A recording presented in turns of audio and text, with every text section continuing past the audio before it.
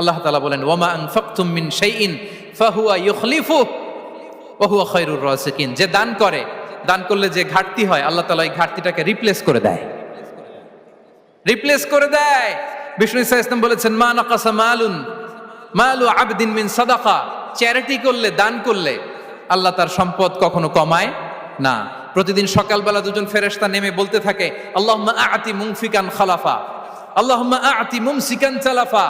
ফেরেশতা দুজন বলে আল্লাহ, যে দান করলো, দানের কারণে যে ঘাটতিটা হলো এটা তুমি মেক আপ করে দাও, এটা তোমার পক্ষ থেকে বারাকা দিয়ে রিপ্লেস করে দাও। আর যে ধরে রাখলো, কৃপণতা করলো, ওর সম্পদকে আল্লাহ তুমি ধ্বংস করে দাও। ওয়াল ইয়াদু বিল্লাহ। আমরা যেন দান করি। এরপরে বিষ্ণু ইসা ইসলাম বলেছেন বেশি বেশি হজ উমরা করলে, বেশি বেশি যদি কারো সাধ্য থাকে, ফিনান্সিয়াল ক্যাপাসিটি থাকে, বেশি বেশি হজ উমরা করলে তার রিজিকে বারাকা নেমে আসে। সব শেষে হচ্ছে দোয়া করা।